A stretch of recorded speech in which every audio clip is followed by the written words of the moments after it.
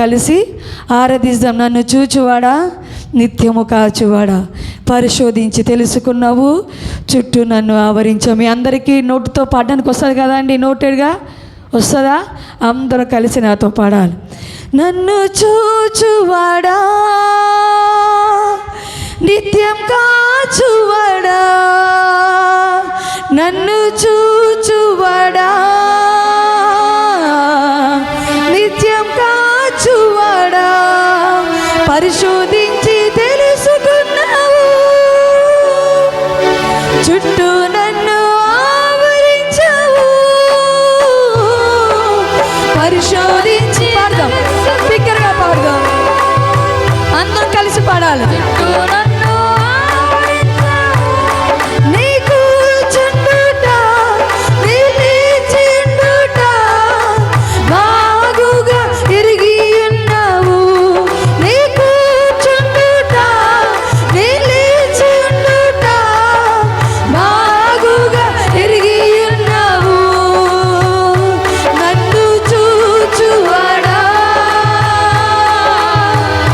నిత్యం కాచువాడా,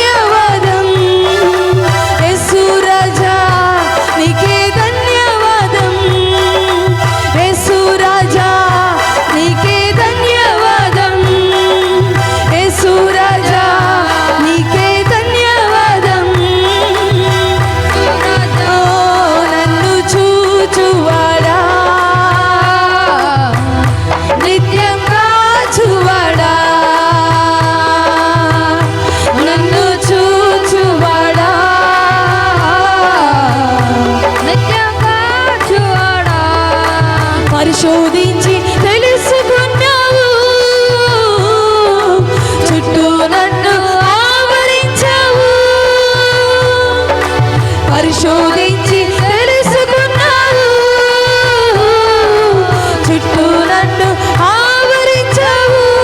నీ కూర్చుండుట నిలిచిండుట బాగుగా ఎరిగి ఉన్నావు.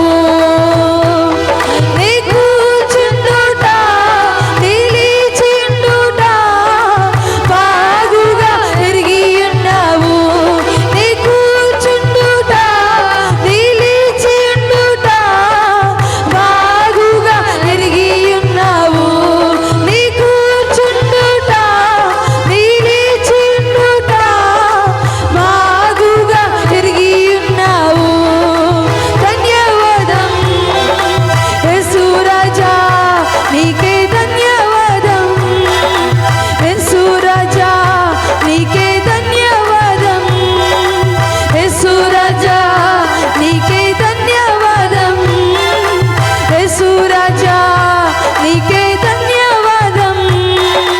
యేసు రాజా, నీకే ధన్యవాదం. యేసు రాజా, అయ్యా నీకు ధన్యవాదాలు. నేను కూర్చున్నప్పుడు, నేను లేచున్నప్పుడు, నేను నడుచున్నప్పుడు నా ప్రభువా, నాయన నిద్రపోతుండగా నా తండ్రి నన్ను చూస్తున్నవాడు, నన్ను కాస్తున్నవాడు, నన్ను పోషిస్తున్నవాడు తండ్రి. నా ప్రభువా, పిండమునై ఉండగా నా ప్రభువా, నాయనను నన్ను తెలుసుకున్న దేవుడవు తండ్రి. ఓ నా ప్రభువా, నాయన నేను నిన్ను ఎరగక ముందే నీవు నన్ను ఎరిగిన వాడువు తండ్రి. నా తండ్రి, నీ నామము ప్రభువా మేము గుర్తెరగక ముందే నా ప్రభువా నీ చిత్తములు మమ్మల్ని ఉంచిన దేవా నీకు వందనాలు. నీ రక్షణ మమ్మల్ని ఉంచినందుకు వందనాలు యేసయ్యా. నీకు వందనాలు చెల్లిస్తున్నాం. నీకు వందనాలు, వందనాలు. బిగ్గరగా చేతులు ఇవ్వగైతే హల్లెలూయా, హల్లెలూయా, హల్లెలూయా, హల్లెలూయా, హల్లెలూయా, హల్లెలూయా. ఓ పరిశోధించువాడా నీకు వందనాలు, పరీక్షించువాడా నీకు వందనాలు. ఓ మమ్మల్ని తండ్రి నా ప్రభువా, ఓ పరిశోధించి తెలుసుకున్నవాడా నీకు వందనాలు. ఓ మమ్మల్ని ఎరిగిన వాడా నీకు వందనాలు. ఓ మా దాగు చోటువు నీవే, మా రక్షణ దుర్గము నీవే, మా శృంగము నీవే, మా శైలము నీవే, మా కేడము నీవే తండ్రి. నా ప్రభువా, మా డాలునైనవాడా, మాకు అడ్డుగా ఉన్నవాడా, ఓ మమ్మ దాచువాడా, ఓ నా తండ్రి సైతానికి లోపడకుండా, సైతాని చేతిలో పడకుండా మమ్మల్ని దాచువాడా నీకు వందనాలు. మమ్మల్ని కాచువాడా నీకు వందనాలు తండ్రి. నీకు వందనాలు యేసయ్యా. హల్లెలూయా, హల్లెలూయా, హల్లెలూయా, హల్లెలూయా, హల్లెలూయా, హల్లెలూయా, హల్లెలూయా. యేసయ్యా, యేసయ్యా, యేసయ్యా, యేసయ్యా. రెండు చేతులు చాచి యేసయ్యా, యేసయ్యా, యేసయ్యా, యేసయ్యా. సదాకాలము నీతో నేను జీవించేదాను యేసయ్యా. సదాకాలము నీతో నేను జీవించేదాను యేసయ్యా. యేసయ్యా, యేసయ్యా, యేసయ్యా,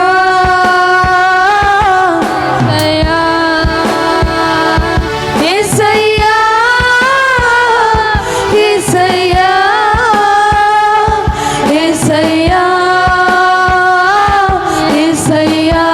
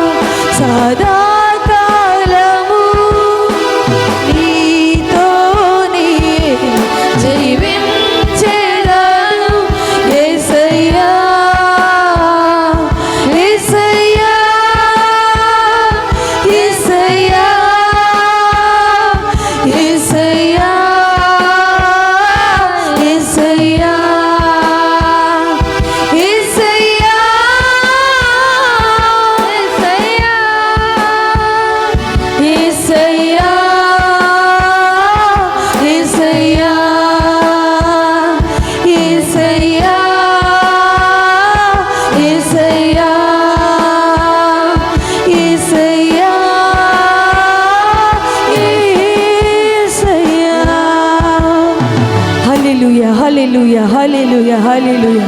పాపాల ఊబిలో పడిన నన్ను పైకి లేవనెత్తిన దేవా, ఏ తోడులుని నాకు నా తోడై ఉన్న దేవా, నీకు వందము చెల్లిస్తున్నాం. నీ వాత్సల్యమును చూపి ఆశ్చర్యమైన కార్యాలు ఎన్నో చేసి నీ పాతగా నన్ను మలిచిన దేవా, నీకు వందనాలు యేసయ్యా. ఓ నా దేవా, నీకు వందనాలు యేసయ్యా. ఓ నా దేవా, నీకు వందము చెల్లిస్తున్నాము తండ్రి. ఇదిగో నా ప్రభు, ఇంతవరకు మా పాదారమయం పొంది ఉన్నారు. వాక్యం ద్వారా మాతో మాట్లాడము తండ్రి. వాక్యం ద్వారా మమ్మల్ని దర్శించము తండ్రి. నీ వాక్యం అనే ఖడ్గముతో నా ప్రభువా మమ్మల్ని ఖండించమని ప్రార్థిస్తున్నాము తండ్రి. సరిచేయమని ప్రార్థిస్తున్నాము తండ్రి. నా ప్రభువా నిండు కుండల వారి నింపబడి నా ప్రభువా వాక్యముతో నింపబడి తిరిగి వెళ్ళుడుగాక నా ప్రభువా. అటువంటి కృపను ప్రతి బిడ్డకు దయచేయండి నా ప్రభువా. వచ్చి ఒక బిడ్డను దీవించము తండ్రి, ఆశీర్వదించు నా ప్రభువా. రాను వారిని త్వరపెట్టి నడిపించి మహిమ పొందమని యేసు నామమున ప్రార్థిస్తున్నాము తండ్రి. ఆమేన్ ఆమేన్. అందరూ దయచేసి కూర్చుందాం.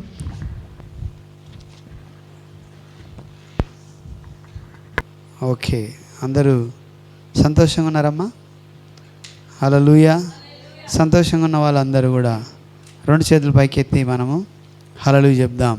హల్లెలూయా. దేవునికి స్తోత్రం.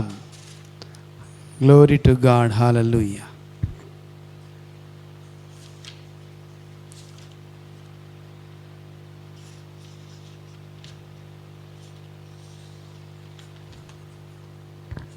ఓకే, గత వారాన్ని మనం ధ్యానించిన వాక్యాన్ని మామూలుగా మనం గుర్తు చేసుకుంటాం. ఏ వాక్యము మనం ధ్యానించాం అది హల్లెలూయా. దేనికి స్తోత్రం. సో పోయిన వారం ఏమండమ్మా? ఇంపార్టెన్స్. దేనికి స్తోత్రం. హల్లెలూయా. Women's day. ఏం డే? Women's day. దేనికి స్తోత్రం. ఓకే, అంతర్జాతీయ మహిళా దినోత్సవము ఉండింది. మరియు స్త్రీ యొక్క ప్రాముఖ్యత బైబిల్ యొక్క వెలుగులో దేవుని యొక్క సన్నిధిలో మనం ధ్యానం చేశాం. దేనికి స్తోత్రం. హల్లెలూయా. ఆమె ఎలా ఉంటుంది, ఏం చేస్తుంది, ఎలా సహకరిస్తుంది అనే విషయాన్ని మనం గమనించడం జరిగింది. దేవునికి స్తోత్రం. హల్లెలూయా. సో ఈ దినాన్ని మరి ఈ యొక్క క్రిస్మస్ అది ఈస్టర్ లేదా సిలువ యొక్క ధ్యానాలలో భాగంగా మనము చాలా విషయాలు నేర్చుకుంటూ ఉన్నాం. ప్రతిదినము సాయంకాలము ఫాస్టింగ్ ప్రార్థనలో దేవుడు అనేక రీతిలుగా మరి మాట్లాడుతూ వస్తూ ఉన్నాడు. దేనికి స్తోత్రం. హల్లెలూయా. దైవజనురాలతోటి చాలా చక్కటి మాటలు, అద్భుతమైన విషయాలను ప్రతిదీ కూడా ఖచ్చితత్వంతో దేవుని యొక్క వాక్కును మనకు బయలుపరుస్తూ వచ్చాడు. ఎలా మాట్లాడాలి, ఎలా ఉండాలి, ఎలా ధైర్యంగా ఎదుర్కోవాలి అనే విషయాలను చాలా సందర్భాల్లో ఇంతవరకు మనతో మాట్లాడుతూ వచ్చాడు. దేనికి స్తోత్రం. హల్లెలూయా. సో ఈ దినాన్ని మనం ఒక మాట చూద్దాం. ఇంతకు ముందు కూడా మనం ధ్యానం చేశాం. చాలాసార్లు ఎన్నిసార్లు ధ్యానం చేసినా కూడా ఒకటే వాక్యం వచ్చినప్పటికీ దేవుడు మరొకసారి నీతో మాట్లాడడానికి, దాన్ని మళ్ళీ గుర్తు చేయడానికి, తర్వాత నిన్ను ఇంకా రెక్టిఫై చేయడానికి, నిన్ను ఇంకా ముందుకు నడిపించడానికి కొన్ని సందర్భాల్లో రిపీటెడ్గా చాలా విషయాలను దేవుడు మనతో మాట్లాడతాడు. దీనికి స్తోత్రం. హల్లెలూయా. అందుకే ఆ వాక్యాన్ని మనము ఎలాగంటే టేక్ ఇట్ ఈజీగా తీసుకోకుండా దాన్ని లోతుగా దాని యొక్క మర్మాన్ని తెలుసుకొని మనం దాన్ని ఫాలో అవ్వడానికి పూనుకోవడం చాలా శ్రేష్టమైన విషయం అని నేను తెలియజేస్తూ ఉన్నాను. దేనికి స్తోత్రం. హల్లెలూయా. కూడి వచ్చిన మీకు అందరికీ మరొకసారి ప్రభు పేరిట మరి శుభములు తెలియజేస్తున్నాను. ఈ దినము మన యొక్క వాక్యము యొక్క అంశము ఏంటంటే క్రీస్తు యేసుకు కలిగిన ఈ మనసు మీరియు కలిగి ఉండుడి. దీనికి స్తోత్రం. హల్లెలూయా. సో ఈ యొక్క మాటలు మనము ఇంతకుముందు కూడా ధ్యానం చేయడం జరిగింది. సో కాకపోతే మరొకసారి దేవుడు ఈ యొక్క మాటల ద్వారా మనల్ని బలపరచునుగాక. దీనికి స్తోత్రం. హల్లెలూయా.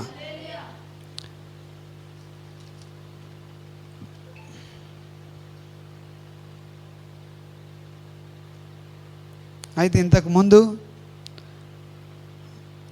స్పష్టమైన విషయాలను మరి దేవుడు మనతో మాట్లాడుతూ రావడం జరిగింది.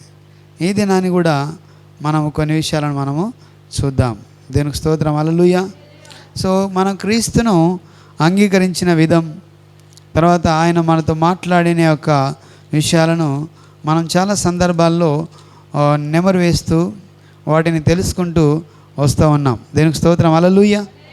సో కాబట్టి ఈ దినాన్ని ప్రత్యేకంగా దేవుడు మనతో మాట్లాడడానికి మన యొక్క మనసును, మన ఆలోచనలు ఆయన వైపు మనం తింపుదాం, మనం సిద్ధపరచుకుందాం. దేవునికి స్తోత్రం, హల్లెలూయా. కాబట్టి ప్రతి యొక్క పరిస్థితిని దేవుడు మనతో మాట్లాడినట్టుగా ప్రతిసారి దేవుడు మనతో అనేక విషయాలను బోధిస్తూ, మనల్ని హెచ్చరిస్తూ, మనతో మాట్లాడుతూ వస్తూ ఉన్నాడు. దీనికి స్తోత్రం, హల్లెలూయా. సో కాబట్టి ప్రతిదినం మనం నేర్చుకునేవారుగా, తర్వాత దాన్ని అవలంబించేవారుగా మనము ఉండాలి. ఒకసారి ఇంతకుముందు సిలువను గూర్చిన విషయాలను కూడా మనము ధ్యానం చేయడం జరిగింది. అయితే ఈ వాక్యం నిమిత్తం ఒకసారి చూడండి. క్రీస్తు యేసుకు కలిగిన ఈ మనసును మీరు కలిగి ఉండండి. అయితే క్రీస్తు ఎలాంటి మనసు కలిగి ఉన్నాడు అనే విషయాన్ని మనం చూస్తే, ఆయన ఎలాంటి మనసు కలిగి ఉన్నాడు అని ఒకసారి ఆలోచన చేస్తే చాలా సందర్భాల్లో చూడండి, ఆ మనసు ఆయన కలగడానికి ఎలా ఆయనకు అది వచ్చింది అని మనం ఆలోచన చేస్తే, ఆయన మొదట ఏం చేశాడంటే ఆయన ప్రార్థన జీవితం గడిపాడు. దీనికి స్తోత్రం, హల్లెలూయా. అంటే ఆయన ప్రార్థనలో తండ్రితో గడపడం నేర్చుకున్నాడు. ఎవరితో గడపడం నేర్చుకున్నాడమ్మా? తండ్రితో దేవుడు గడపడం నేర్చుకున్నాడు. సో అండి, మార్కు సువార్త 1వ అధ్యాయం మనం చూస్తే, మార్కు సువార్త 1వ అధ్యాయము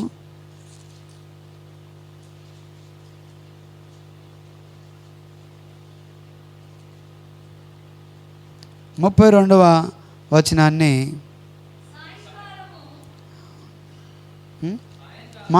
మార్కు సువార్త 1వ అధ్యాయం 31వ వచనం.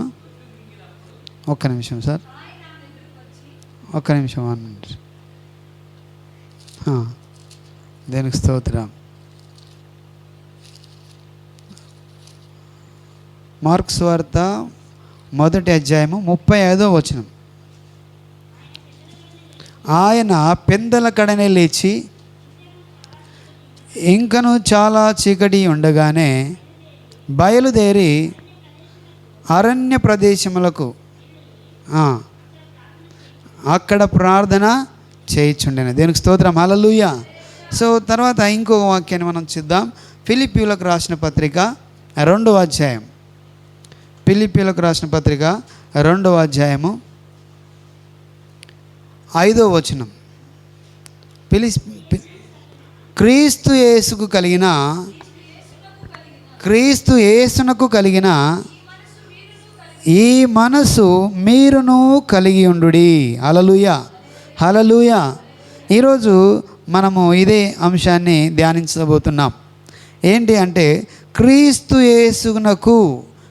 యేసునకు కలిగిన ఈ మనసును మీరును కలిగి ఉండండి. దేనికి స్తోత్రం, హల్లెలూయా, హల్లెలూయా. సో ఆయన ఏం మనసు కలిగి ఉన్నాడు, ఆయన ఎలా ఉన్నాడు అని అంటే చూడండి, 6వ వచనాన్ని మనం గమనిస్తే, ఆయన దేవుని స్వరూపము కలిగిన వాడయ్యుండి దేవునితో సమానముగా ఉండుట విడిచిపెట్టకూడని భాగ్యమని ఎంచుకొనలేదు, కానీ మనుషుల పోలికగా పుట్టి దాసుని స్వరూపమును ధరించుకొని తన్ను తానే రిక్తునిగా చేసుకొనెను. హల్లెలూయా, హల్లెలూయా. చూడండి, ఆయన యొక్క మనసు ఇలాగ ఉన్నదన్నమాట. దీనికి స్తోత్రం, హల్లెలూయా. సో అంటే మనం చూడండి, తనను తాను రిక్తునిగా చేసుకొనెను. దేవుని దగ్గర ఉండాలనే ఒక భాగ్యమని దాన్ని ఎంచక, దాన్ని ఎక్కువగా ఎంచక, ఆయన తనను తాను తగ్గించుకొని రిక్తుడిగా చేసుకున్నాడు. దాసుని స్వరూపము ధరించుకొని, ఏ స్వరూపము? దాసుని స్వరూపము ధరించుకొని. దీనికి స్తోత్రం, హల్లెలూయా. చూడండి, మనం ఇక్కడ ఒకసారి ఆలోచన చేయాలి. ఎవరన్నా ఒక పొజిషన్ ఉన్నట్లయితే ఆ పొజిషన్ గురించి మనం ఆలోచన చేస్తే ఏ మాత్రము తగ్గరు. హల్లెలూయా. ఎక్కడ కూడా వాళ్ళు తగ్గే అవకాశమే ఉండదు. ఆ పొజిషన్కు తగ్గట్టుగా మాట్లాడతారు. ఆ పొజిషన్కు మించి మాట్లాడే అవకాశం ఉంటుంది తప్ప దానికి తక్కువ అయ్యి మాట్లాడే వాళ్ళు చాలా తక్కువగా ఉంటారు. సో కానీ ఇక్కడ దేవుడు చూడండి, ఆయన దాసుని స్వరూపము, మనుషుని పోలికగా పుట్టి, ఆయన దేవుడు కానీ ఎవరి పోలికలు పుట్టిండు? మనుషుని పోలికలు పుట్టిండు. తర్వాత దాసుని స్వరూపము ధరించుకొని, దీనికి స్తోత్రం, హల్లెలూయా. సో ఆ రీతిగా ఆయన మళ్ళీ ఇంకొంచెం ముందుకి మనుషుల పోలికన పుట్టిండు. తన్ను తానే తగ్గించుకొని రిక్తునిగా మార్చబడ్డాడు. ఆయన మనసు ఇలాగా ఉన్నది. దీనికి స్తోత్రం, హల్లెలూయా.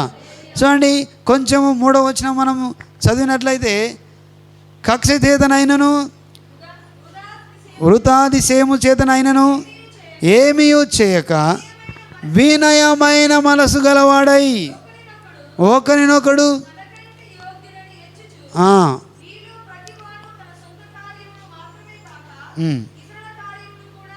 చూడవలెను. క్రీస్తు యేసునకు, ఆమేన్, హల్లెలూయా, దేనికి స్తోత్రం. క్రీస్తు యేసునకు కలిగిన ఈ మనసును మీరు కూడా కలిగి ఉండండి. మరి ఇది ఎలా సాధ్యం? ఆయన ఈ లోకానికి వచ్చిన తర్వాత మానవ రీతిగా వచ్చాడు, మనుషుని రూపంలో వచ్చాడు, నీలాగా నాలాగా జీవించాడు. మన వలె ఒక తల్లి గర్భంలో ఆయన ఈ లోకానికి రావడం జరిగింది. చూడండి, ఆయన వచ్చిన తర్వాత నీ వలె మాట్లాడేది, ఒక తల్లిదండ్రులకు ఎలాగ తగ్గించి మనుషులు ఎలా జీవించాలో అలాగే జీవించాడు, అలాగే మాట్లాడాడు. ఆ తర్వాత ఆయన మార్పు చెందుతూ, ఆ తర్వాత దేవుని యొక్క వాక్కును ప్రకటిస్తూ ఆయన మనస్సు మార్చుకోవడానికి కొన్ని కారణాలు మనం చూస్తున్నాం. అలాగే మనం గమనిస్తే ఇంతకుముందు చదివిన వాక్యంలో దేవునికి చాలా దగ్గరగా ఉన్నాడు ఆయన. దీనికి స్తోత్రం, హల్లెలూయా. ఆయన ఈ లోకంలో ఉన్నప్పుడు నేను మనుష్య రీతిగా ఉన్నాను కాబట్టి ఇతను దేవుడే, కానీ లోకరీతిగా ఉన్న ఆ శరీరాన్ని బట్టి ఆయన దేవునికి దగ్గరగా జీవించడానికి, ప్రతిదినం ఆయన ప్రార్థనలో గడపడానికి, ఆయన ఏకాంతంగా దేవునితో గడపడానికి సమయం అంతా కూడా ఎక్కువగా ఎవరితో గడిపిండంటే తండ్రితో గడిపిండు. దేవునికి స్తోత్రం, హల్లెలూయా. ఈ తండ్రితో గడపడము చాలా ప్రాముఖ్యమని ఎరిగి ఈ లోకంలో ఉంటున్నప్పుడు ఆయన ఎక్కువ కాలము ఆ సమయాన్ని తండ్రితో గడిపిండు. మొదట మనం చూస్తే ఈ క్రీస్తు యేసుకు కలిగిన ఆ మనస్సు ఆయనకు రావడానికి, ఆయన తండ్రితో గడపడానికి చాలా ప్రాముఖ్యమని మనం చూస్తున్నాం. ఆయన ప్రార్థించే మనసు గలవాడుగా ఉన్నాడు. హల్లెలూయా. ఏ మనసు గలవాడమ్మా? ప్రార్థించే మనసు గలవాడుగా ఉన్నాడు.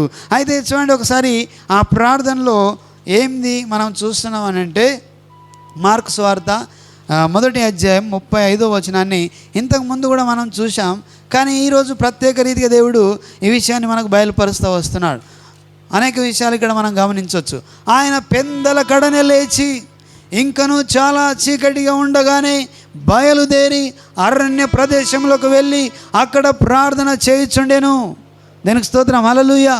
పెందల కడనే లేచి ఇంకను చాలా చీకటిగా ఉన్నప్పుడే ఆ బయలుదేరి అరణ్య ప్రదేశంలోకి వెళ్ళి అక్కడ ప్రార్థన చేయుచుండెను.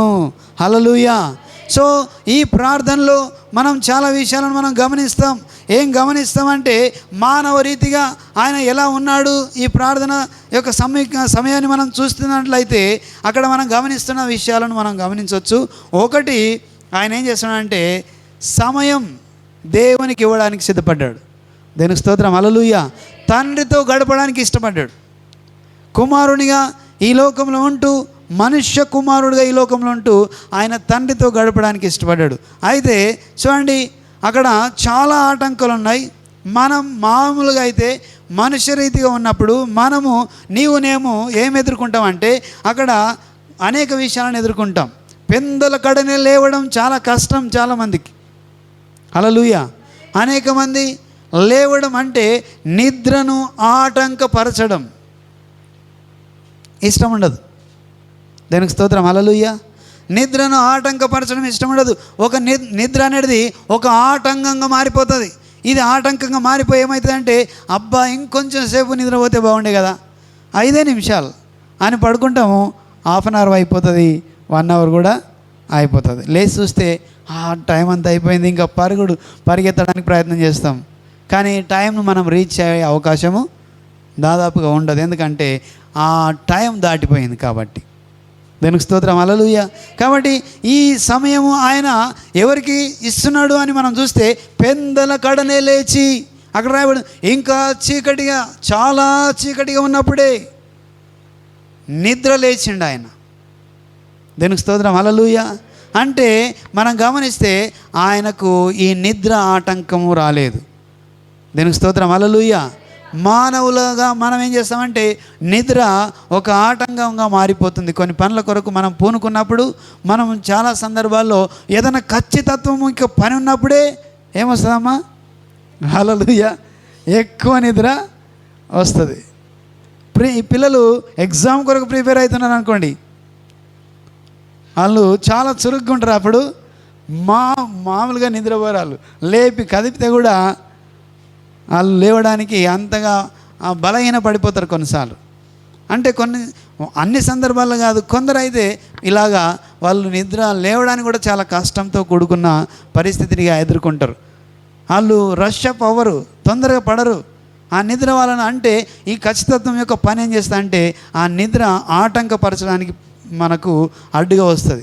మనం కూడా ఏం చేస్తామంటే చాలాసార్లు దేవుని సన్నిధికి ప్రార్థన చేయాలి అనుకుంటాం, ప్రయత్నం చేస్తాం, ప్రార్థన చేయాలి. ఈరోజు నేను 2 గంటలకు లేవాలి, లేకపోతే 3 గంటలకు లేవాలి, 4 గంటలకు లేవాలి, కనీసం 5 గంటలకన్నా లేచి ప్రార్థన చేయాలంటే అనుకున్న రోజు ఖచ్చితంగా లేవడానికి ప్రయత్నం చేస్తాం. కానీ నిద్ర ఏం చేస్తుంది, మనకు ఆటంకంగా మారిపోతుంది. దేవునికి స్తోత్రం, హల్లెలూయా. సో పెందల గడని ఆయన లేచాడు. చాలా చీకటి ఉన్న సమయాన్ని చూపిస్తుంది. ఎర్లీ మార్నింగ్, చాలా చీకటిగా ఉన్నది. చీకటి ఇది కూడా ఒక ఆటంకం. కొందరికి చీకటి అంటే భయం, హల్లెలూయా. 3 గంటలకు లేవడము, 3 గంటలు అంత చీకటిగా ఉంటుంది కాబట్టి చాలా కష్టం. చీకట్లో ఏదైనా సౌండ్ వస్తే భయం. ప్రార్థన కూర్చుంటాం కానీ సౌండ్ వచ్చిందా అమ్మ ఏముందిరా బాబా అన్నట్టుగా కొన్నిసార్లు మనల్ని ఏం చేస్తా అంటే ఆ కాన్సన్ట్రేషన్ను, దేవునితో గడిపే కాన్సన్ట్రేషను ఉండకుండా మనలను చేస్తుంటుంది. చీకటి అనేది ఒకలాంటి భయాన్ని క్రియేట్ చేస్తుంది. దేవునికి స్తోత్రం, హల్లెలూయా. చాలా చీకటిగా ఉన్నప్పుడే ఆయన లేచాడు. ఆ చీకటి ఆయన ముందు నిలవలేదు. దేవునికి స్తోత్రం, హల్లెలూయా. సో ఆయన వెళ్తున్నప్పుడు చూడండి, ఆయన ఎక్కడ వెళ్తున్నాడు అంటే అరణ్యంలోకి వెళ్తున్నాడు. ఇది ఏం సూచిస్తుంది అంటే ఏకాంతాన్ని మనం గమనిస్తున్నాం. ఆయన ఏకాంతంగా తండ్రితో గడపడానికి అరణ్య ప్రదేశంలోకి వెళ్తున్నాడు. ఈ వాంట్ అంటే ఆయన తండ్రితో గడపాలంటే ఒక్కడిగా వెళ్ళి ఆయన మాత్రమే గడపడానికి ఇష్టపడుతున్నాడు. ఏకాంతాన్ని కోరుకున్నాడు తండ్రితో గడపడానికి. అలాగే ఇంకా మనం లోతుగా వెళ్తే అరణ్యంలోకి వెళ్ళడం దూరాన్ని సూచిస్తుంది. అరణ్యంలోకి వెళ్ళడం అది దూరం అని ఎంచి కొందరు ఏం చేస్తారంటే ఆ చర్చికి రావడమో లేకపోతే ఇంకా ప్రార్థనకు రావడమో ఆ టయాన్ని తీసుకోకపోవడమో దూరం కదా అని చెప్పి వెళ్ళడానికి ఇష్టపడరు. దూరాన్ని వాళ్ళు చేరుకోవడానికి ఇష్టపడరు. చూడండి, అరణ్యంలోకి దూరం అనక నడిచి దేవుని యొక్క సన్నిధిలో నేను గడపాలి, ఆయనతో ఏకాంతంగా నేను గడపాలి, నా తండ్రితో మాట్లాడాలి, ఎవరు నన్ను డిస్టర్బ్ చేయకూడదు, ఎవరు నాకు ఏ కాన్సన్ట్రేషన్ లేకుండా ఆయనతో మాత్రమే నేను గడపాలని చెప్పి ఆయన అరణ్య ప్రదేశంలోకి వెళ్తున్నట్టుగా మనం చూస్తున్నాం. దీనికి స్తోత్రం, హల్లెలూయా. మొదటిది ఆయన సమయానికి లేస్తున్నాడు, చీకటి అనే దాన్ని తొలగించిండు, ఆటంకాన్ని దూరపరుచుకున్నాడు. తర్వాత నిద్ర అనే ఆటంకాన్ని దూరపరిచేసిండు. నిద్ర లేకుండా అదంతా కూడా ఆయనకు లెక్కలేదు. ఆయన కేవలం తండ్రితో గడపాలి కాబట్టి పెందల కడనే లేచి ఆయన అరణ్య ప్రదేశంలోనికి వెళ్ళడానికి సిద్ధపడ్డాడు. అరణ్యం అనగా అక్కడ రకరకాల అడవితో కూడుకున్నది. అక్కడ ఎన్నో రకాలైనటువంటి ప్రమాదాలు జరిగే అవకాశం ఉంటుంది. అక్కడ అడవి మృగాలు ఉంటాయి, రకరకాలుగా ఉంటాయి. ఇవన్నిటిని కూడా ఆయన లెక్క చేయట్లేదు. దేనికి స్తోత్రం, హల్లెలూయా. కేవలము ఇంట్లో ఉన్న మనము కొన్ని సందర్భాల్లో ఏం చేస్తామంటే లేవడానికి కష్టం అవుతుంది, లేచి ప్రార్థన చేయడానికి కష్టం అవుతుంది. ఇది రకరకాల ఆలోచనలతో మనము లేవలేకపోతాం. ఇంకను ఆ దూరం వెళ్ళాలంటే అస్సలు వెళ్ళలేం. దేనికి స్తోత్రం, హల్లెలూయా. కాబట్టి ఏం సూచిస్తున్నదంటే సమయం దేవునితో కేటాయించడం చూస్తుంది. మనము సమయాన్ని దేవునికి కేటాయిస్తున్నామా లేదా? ఈ మనస్సు రావాలంటే యేసు వంటి నీ మనసు నీకు రావాలంటే, క్రీస్తు యేసుకు కలిగిన ఆ తగ్గింపు మనస్తత్వం నీకు రావాలంటే, ఒకరిని ప్రేమించే మనస్తత్వం నీకు రావాలంటే, ఒకరిని క్షమించే మనస్తత్వం నీకు రావాలంటే, నీవు దేవునికి సమయం ఇవ్వాలి. దేనికి స్తోత్రం, హల్లెలూయా. ఎవరికి ఇవ్వాలమ్మ సమయము? దేవునికి సమయం ఇవ్వాలి. ప్రతి దినము నీవు అనుకున్న టైంని పెట్టుకొని ఆ టైంకు లేచి ఆయనతో గడపడానికి నీవు ఇష్టపడాలి. అప్పుడు నీలో ఏమొస్తుందంటే రూపాంతరము, నీలో మార్పు, రూపాంతరం నీకు వస్తుంది.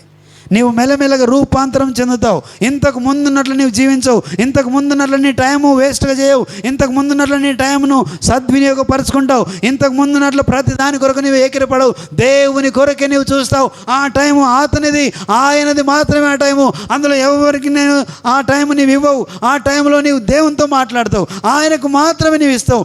ఏకాంతంగా నీవు ఆయనతో మాట్లాడడానికి, ఆయనతో గడపడానికి నీవు ఇష్టపడతావు. క్రీస్తు యేసు కలిగిన మనసు నీవు కలిగి ఉండాలంటే ఏం చేయాలి? సమయానికి లేవాలి. పెందల కడనే ఆయన లేచాడు. దానికి స్తోత్రం, హల్లెలూయా. కాబట్టి ఇంతకుముందు మనం చూసినట్టుగా క్రీస్తు యేసు కలిగిన ఈ మనసును మీరును కలిగి ఉండండి. ఎలా కలిగి ఉంటాం అంటే ప్రార్థన జీవితాన్ని మనం కలిగి ఉండాలి. ప్రార్థనలో కూడా రకరకాల ఆటంకాలు వస్తాయి. ఇందాక మనం చెప్తున్నాం, ప్రార్థనలో నిద్ర అనే ఆటంకం వస్తుంది, మొదటిది. రెండవది చీకటి అనే ఆటంకం మనకు కలుగుతుంది. మూడవది దూరం అనే ఆటంకం. దానికి స్తోత్రం, హల్లెలూయా. ఇంట్లో అయితే ఓకే, కానీ నువ్వు ఎక్కడన్నా వెళ్ళాలంటే దూరాన్ని సూచిస్తుంది. ఓ చాలా దూరం, ఐ కెనాట్ వాక్. కానీ దేవుడు నడిచి అరణ్య ప్రదేశంలోకి వెళ్ళిపోయాడు ఆయన. హల్లెలూయా. అరణ్య ప్రదేశంలోకి వెళ్ళి ఆయన తండ్రితో ఎంత సమయం అంటే అంత సమయాన్ని గడుపుతున్నాడు. తండ్రితో ఏకాంతంగా గడుపుతున్నాడు. అరణ్యము ఏకాంతాన్ని సూచిస్తుంది. అలాగే అరణ్యము దూరాన్ని సూచిస్తుంది. అలాగే అరణ్యము ప్రమాదకరమైన దానిగా మనకు గుర్తుగా ఉన్నది. అవన్నిటినీ ఆయన లెక్క చేయక ఎక్కడ వెళ్ళిండు? ఆయన దేవునితో గడపడానికి వెళ్ళాడు. చూడండి, ఈరోజు నీకు ఏది అడ్డు వస్తుంది? నీకు ప్రార్థించడానికి ఏది నీకు అడ్డు వస్తుంది? నీవు తండ్రితో గడపడానికి ఏది నీకు అడ్డు వస్తుంది? తండ్రితో నీవు మాట్లాడడానికి ఏది నీకు అడ్డు వస్తుంది? ఏది నీకు అడ్డు వస్తుందో దాన్ని నీవు ఏం చేయాలంటే అదుపులోకి తీసుకోవాలి. దీనికి స్తోత్రం, హల్లెలూయా. అదుపులోకి తీసుకోవాలంటే ఏం చేయాలి? మనము క్రీస్తు యేసుకు కలిగిన మనసు కలిగి ఉండాలి. ఆ మనసు కలిగి ఉండాలంటే ఏం చేయాలి? ప్రార్థన జీవితం మనం కలిగి ఉండాలి. ప్రార్థన జీవితం కలిగి ఉండాలంటే ఏం చేయాలి? సమయాన్ని కేటాయించాలి. సమయాన్ని కేటాయించి ఏం చేయాలంటే లేగాలి. ఆ ఆటంకాన్ని అంతని కూడా మనము ఆ అడ్డు అంతని కూడా తీసివేయాలి. నిద్ర అనే మత్తును తీసివేయాలి. ఇదిగో తర్వాత సమయాన్ని కేటాయించాలి. తర్వాత చీకటి అనే భయాన్ని తొలగించుకోవాలి. ఆ తర్వాత దూరం అనే దాన్ని తొలగించుకోవాలి. ఆ తర్వాత ఏకాంతంగా తనతో గడపడానికి నీవు పూనుకోవాలి. అప్పుడు నీకేమొస్తుందంటే దేవుని యొక్క రూపాంతరము, దేవుని యొక్క మనస్సు నీకు దగ్గరగా రావడానికి, ఆయన వలె నీవు ఆలోచించడానికి, కనీసం ఆయన యొక్క మాట వినడానికి, ఆయన కొంత చేసినట్టు నువ్వు చేయడానికి నీవు దేవునితో ప్రేరేపించబడతావు. దేవునికి స్తోత్రం, హల్లెలూయా, హల్లెలూయా. కాబట్టి క్రీస్తు యేసు కలిగిన ఆయన ఏం మాట్లాడతాడు చూడండి. అక్కడ సీమోనును అతనితో కూడా ఉన్నవారును ఆయనను వెతుకు వెళ్ళి ఆయనను కనుగొని అందరూ నిన్ను వెతుకుచున్నారని అతనితో చెప్పగా ఆయన ఇతర సమీప గ్రామంలో నేను ప్రకటించినట్లుగా వెళ్ళుదాము. దేనికి ఆమేన్, హల్లెలూయా. ఇందు నిమిత్తమే కదా నేను బయలుదేరి వచ్చాను. అంతకుముందు వెళ్ళకముందు ఆయన ఒక పనిని కార్యాన్ని పూనుకోకముందు దేవునితో గడుపుతూ ఆ సమయం అంతా ఆయన చేసే కార్యాల కొరకు ఆయన దేవునితో సంభాషిస్తూ శక్తిని పొందుకొని ఆయన పనికి పూనుకోవడానికి ఆయన సిద్ధపడ్డాడు. దానికి స్తోత్రం, హల్లెలూయా. సో కాబట్టి మనము కూడా ఆయన పనికి పూనుకునేడానికి ప్రార్థన జీవితాన్ని నేను మొదటి మెట్టు. ఎప్పుడైనా మనం చెప్తాం ఏమనంటే మొదటి ప్రయారిటీ, మొదటగా మనము ఎవరికి ఇవ్వాలి? సమయాన్ని దేవునికి ఇవ్వాలి. ప్రార్థన చేయాలి, మొదటి పాయింట్. రెండవది కూడా ఏం చేయాలి? ప్రార్థన చేయాలి. మూడవ ప్రాధాన్యత కూడా ప్రార్థనే చేయాలి. దేవునికి స్తోత్రం, హల్లెలూయా. ఆ తర్వాత మనము రెండో దానికి మనం వెళ్తాం. దేవుడు మనల్ని నడిపిస్తాడు. అందుకే చీకటి అనే దాన్ని, తర్వాత ఇవన్నిటిని కూడా తొలగించుకోవాలి. నీవు ఈ 4 విషయాల్లో ఏ విషయాన్ని మనము వెనకంజ వేసి ప్రార్థన చేయకుండా వెళ్తున్నాం, అవిటిని ఒకసారి నీవు ఆలోచించాలని ప్రభు పేరిట మిమ్మల్ని నేను మనవి చేస్తూ ఉన్నాను. దేవుని స్తోత్రం, హల్లెలూయా. ఆ తర్వాత రెండవది, క్రీస్తు యేసుకు కలిగిన మనసు నీకు రావాలంటే నీవేం చేయాలంట? క్షమించే మనసు నీవు కలిగి ఉండాలి. దీనికి స్తోత్రం, హల్లెలూయా. క్షమించే మనసు నీవు కలిగి ఉండాలి అంటే క్షమాగుణము ఆయనలో ఉన్నది. ఆయన క్షమించే దేవుడు, ఆయన కృపగల తండ్రి. నీవు ఎలా ఉన్నా, నీ పరిస్థితి ఎలా ఉన్నా, నీవేం చేస్తున్నా, ఆయన చెంతకు నువ్వు చేరుకుంటే నిన్ను వెంబడి ఆయన చేర్చుకొని క్షమించి నిన్ను ఆయన చేర్చుకునే దేవుడు అయినాడు. ఆయన క్షమించే దేవుడు. దేవునికి స్తోత్రం, హల్లెలూయా. చూడండి, ఒక సందర్భంలో మనం గమనిస్తే ఆయన ఎందుకు క్షమించాలి, ఎందుకు నిన్ను క్షమించాలంటే, ఆయన నిన్ను ఎందుకు క్షమించాలంటే ఆయన చెంతకు చేరిన ప్రతి ఒక్కరిని ఆయన క్షమించండు. వీళ్ళు వాళ్ళని లెక్క లేకుండా ప్రతి ఒక్కరిని ఆయన క్షమించండు. రోగులను కనికరపడి ఆయన వారిని క్షమించి వారిని బాగుపరచండు. దేవునికి స్తోత్రం, హల్లెలూయా. అలాగా అనేక మందిని ఆయన క్షమించినట్టు మనం చూస్తాం. దీనికి ఒక విషయాన్ని మనం గమనిస్తే, సిలువలో ఆయనను కొట్టి రకరకాల ఆయన అంగిని చింపేసి ఆయనతో మాట్లాడుతూ ఉమ్మివేసి, ఎవరు ఉమ్మివేసిండ్రు అని అలాని హేళన చేస్తూ మాట్లాడుతున్నప్పుడు ఆయన అన్నాడు, ప్రభువా వీరేం చేయుచున్నారో వీరే ఎరుగరు గనుక, తండ్రి వీరేమి చేయుచున్నారో వీరు ఎరుగరు గనుక వీరిని క్షమించు. దీనికి స్తోత్రం, హల్లెలూయా. అంత హింసించిన, అంత హేళన చేసినా ఏం చేస్తున్నాడు? ఆయన క్షమిస్తూ ఉన్నాడు. దేవునికి స్తోత్రం, హల్లెలూయా. మత్తయి సువార్త 5వ అధ్యాయంలో ఒక మాట మనం చూస్తాం. దానికి సంబంధించినటువంటి విషయాన్ని మనం గమనిస్తే, అక్కడ మత్తయి సువార్త 5వ అధ్యాయం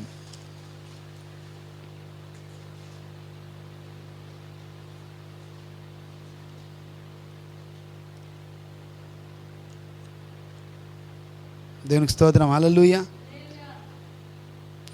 నా నిమిత్తము జనులు మిమ్మను నిందించి హింసించి మీ మీద ధన్యులు. ఆమేన్, హల్లెలూయా. దానికి స్తోత్రం. అంటే సంతోషించి ఆనందించండి. మిమ్మల్ని రకరకాల అబద్ధంతో ఏదైనా నిన్ను దూషించినప్పుడు మీరు ధన్యులు, మీరు భయపడని అవసరము లేదు. దీనికి స్తోత్రం, హల్లెలూయా. అక్కడ ఆయన ఏం చేస్తున్నాడంటే క్షమిస్తున్నాడు. కాబట్టి మనము కూడా క్షమించే ఒక గుణాన్ని కలిగి ఉండాలని ఇక్కడ వాక్యము సెలవిస్తుంది. చూడండి ఒకసారి ఇంకొక మాట మనము చూద్దాం. అలాగే ఇంతకుముందు మనం చూసినట్టుగా యేసుప్రభు వారు సిలువలో ఉన్నప్పుడు ఆయన ఏం చేసినంటే మనుషులను వారు హింసిస్తున్న వారిని ఆయన క్షమించండు. దీనికి స్తోత్రం, హల్లెలూయా. హింసించిన వారిని ఆయన క్షమించండు. అలాగే మనం కూడా ఒక మాట, అదే మత్తయి సువార్త 5వ అధ్యాయము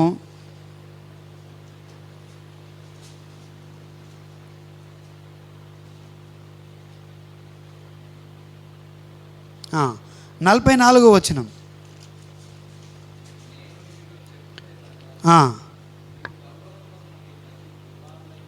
మీ పరలోకమందున మీ తండ్రికి కుమారులై ఉన్నట్టు మీ శత్రువులను ప్రేమించుడి, మిమ్మును హింసించు వారి కొరకు ప్రార్థన చేయుడి. దేనికి స్తోత్రం, హల్లెలూయా, హల్లెలూయా. చూడండి, మనల్ని ఎవరైతే హింసిస్తారో వారి కొరకు ప్రార్థన చేయాలి. దేనికి స్తోత్రం, హల్లెలూయా. నేను మీతో చెప్పినదేమనగా మీరు పరలోకమందున్న మీ తండ్రికి కుమారులై ఉండునట్లు, మీ తండ్రికి కుమారులై ఉండునట్లు మీ శత్రువులను ప్రేమించుడి, మిమ్మును హింసించు వారి కొరకు ప్రార్థన చేయండి. దేనికి స్తోత్రం, హల్లెలూయా. మిమ్మల్ని హింసించు వారి కొరకు ప్రార్థన చేయాలి. చూడండి, యేసు ప్రభును సిలువలో వాళ్ళు హింసిస్తున్నారు, కొడుతున్నారు, ఊమి వేస్తున్నారు, రకరకాల హేళన చేస్తున్నారు. ఇవన్నీ చేసినప్పటికీ కూడా ఆయన వారి కొరకు, ప్రభువా తండ్రి వీరేమి చేయుచున్నారో వీరు ఎరుగరు కనుక వీరిని క్షమించు. హల్లెలూయా. ప్రార్థన చేస్తున్నాడు ఆయన, వారిని క్షమిస్తూ ప్రార్థన చేస్తున్నాడు. క్షమిస్తూ వీరిని క్షమించు అని చెప్పి ఆయన ప్రార్థన చేస్తున్నాడు. నీవు నేను కూడా మనలను హింసించు వారి కొరకు నీవు నేను ప్రార్థన చేయాలి. దానికి స్తోత్రం, హల్లెలూయా. సో మనకు విరోధంగా మాట్లాడి మన మీద నిందలు వేసి రకరకాల అబద్ధ సాక్ష్యాలు చెప్పి వాళ్ళు మనల్ని హేళన చేస్తున్నప్పుడు మనము ధన్యులము.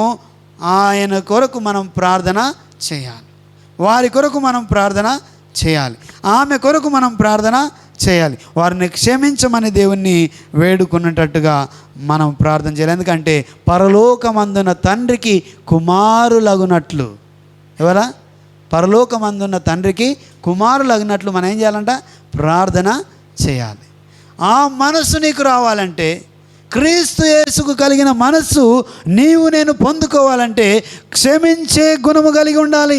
యేసయ్య ఎలా అయితే క్షమించే ఆ గుణము కలిగి ఉన్నాడో అలాంటి గుణాన్ని నీవు నేను ఆపాదించుకోవాలి, దాన్ని కలిగి ఉండాలి. అలాంటి స్వభావంలోకి మనం నడవాలి. ఇదిగో అది చేయాలంటే అంత ఈజీ కాదు. ఒకసారి కొన్ని సందర్భంలో ఇక్కడ ఒకసారి ఆలోచన చేద్దాం. ఇక్కడ ఏంటంటే మనము క్షమించాలంటే మనకు హాని చేసిన వారిని, మనకు వ్యతిరేకంగా మాట్లాడిన వారిని, మన మీద నిందలు వేసిన వారిని మనం క్షమించాలంటే అంత ఈజీగా ఉండదు. అది చాలా హార్డ్, కష్టమైన పని. మనకు కోపం వస్తుంది. మనకేమన్నా నేరమో లేకపోతే మనకు మోసం చేసినా లేకపోతే మనల్ని రకరకాల హింసించినా తిట్టినా మనకేమొస్తుందంటే కోపం వస్తుంది నిజంగానే. దానికి స్తోత్రం, హల్లెలూయా. కోపం వచ్చి వాళ్ళని ఏమో చేయాలనుకుంటా. నేను కూడా కొన్ని సందర్భాల్లో మనం ప్రతి ఒక్కరికి ఇదంతా కూడా వస్తుంది. అబ్బా ఇప్పుడు నేను వాళ్ళు దొరికితే అని చెప్పి మనం అనుకుంటాం. కొన్నిసార్లు కోపంతో రగిలిపోతాం. కానీ యేసయ్యకు దగ్గరగా ఉన్నారు వాళ్ళు. ఆయన అంటున్నాడు, తండ్రి వీరు ఏం చేస్తున్నారు, వీరు వేరుగారు కనుక వీరిని ఇదే మాట ఇంకొక దేవుని యొక్క సేవకుడు మాట్లాడాడు. దేవునికి స్తోత్రం, హల్లెలూయా.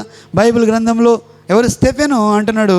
ఆయనను వాళ్ళు రాళ్ళతో కొడుతున్నప్పుడు, ఆయన మాట్లాడుతున్నప్పుడు ఆయనను ఎదిరించలేక, ఆయన ఉన్న ఆత్మను ఎదిరించలేక, ఆయన ఆత్మ చేత నింపబడి అనేక మందితో తరికిస్తున్నప్పుడు, ఆయన సమాధానాలు చెప్తున్నప్పుడు వారు ఆయనను ఎదిరించలేకపోయారు. ఆయన జ్ఞానాన్ని వాళ్ళు ఎదిరించలేకపోయారు. ఆయన జ్ఞానాన్ని వాళ్ళు కనుగోలేకపోయారు. ఆయనను ఎలాగైనా కృంగదీయాలనుకున్నారు. కానీ ఆయనలో ఉన్న జ్ఞానము పరిశుద్ధాత్మ దేవుని చేత నడిపించబడుతున్నప్పుడు ఆయనను ఎదిరించలేక ఎలాగైనా నిన్ను ఏమైనా ఒకటి చేయాలన్నప్పుడు ఆయనలో ఏమి కూడా దొరకలేదు. లాస్ట్కి వస్తే ఆయన ఏం చేశారంటే రాళ్ళతోటి ఈయన చంపాలని చెప్పి రాళ్ళు రువ్వుతున్నప్పుడు ఆయన అంటాడు, ఆయన కూడా అదే ప్రార్థన చేస్తాడు, ప్రభువా వీళ్ళేం చేస్తున్నారు, వీరు ఎరగను కనుక వీరిని క్షమించండి. దీనికి స్తోత్రం, హల్లెలూయా. అలాంటి మనస్తత్వం మనము ఎరిగి మనము నడుచుకునడానికి కలిగి ఉండడానికి మనం పొనుకోవాలి. అయితే ఇంకొంచెం మనం ముందుకెళ్తే ఇక్కడ కొంచెం మనం ఒకసారి ఆలోచన చేస్తే ఎవరినైనా మనం క్షమించామా? ఎస్, ఇప్పటి వరకు చాలామందిని మనం క్షమించాం. దీనికి స్తోత్రం, హల్లెలూయా. చాలామందిని మనం క్షమించి ఉన్నాం. అయితే ఈ క్షమించేటప్పుడు కొన్ని కఠినమైన విషయాలను మనం క్షమించలేము. ఎవరన్నా ఈ అన్నదమ్ముల మధ్యలో కొన్నిసార్లు గొడవలు అవుతున్నప్పుడు, హాని చేస్తున్నప్పుడు వారిని క్షమించడానికి ఎంత ఈజీగా మనం పూనుకోం. ఎట్లా అని చెప్పి వారిని ఏమైనా చేయాలరా అని ప్లాన్ చేస్తారు తప్ప వారిని క్షమించి వదిలిపెట్టే ఆ యొక్క అవకాశాన్ని పూనుకోరు. తర్వాత ఇంకొంచెం లోతుకెళ్తే, కొంచెం మనం ముందుకెళ్తే భార్య భర్తల మధ్యలో సంబంధాలు ఉన్నప్పుడు, సత్సంబంధాలు కొనసాగుతున్నప్పుడు మంచిగా ఉంటుంది. కొన్నిసార్లు భార్య భర్త మాటినప్పుడు, భర్త భార్య మాటినప్పుడు వారు కొన్నిసార్లు క్షమించడానికి అవకాశం ఉండదు. కొన్నిసార్లు ఎలా ఉంటుందంటే వారిని క్షమించి వదిలేయడానికి అవకాశం ఉండదు. కొందరు కొన్నిసార్లు చేస్తున్న పనులను బట్టి అంటే క్షమించడం అంత ఈజీగా ఉండదు. కానీ దేవుని యొక్క గుణగణాన్ని నీలో నాలో నింపబడ్డప్పుడు, దీనికి స్తోత్రం, హల్లెలూయా, మనల్ని హింసించు వారి కొరకు మనం ప్రార్థన చేసి వారిని క్షమించే గుణాన్ని మనము కలిగి ఉండాలి. దీనికి స్తోత్రం, హల్లెలూయా, హల్లెలూయా. చూడండి, ఒకసారి యేసు ప్రభు వారు ఒక వ్యక్తిని క్షమిస్తూ వస్తాడు. 5వ అధ్యాయం 27వ వచనాన్ని మనము చదువుకుందాం. 5వ అధ్యాయము 27వ వచనం, మత్తయి సువార్త.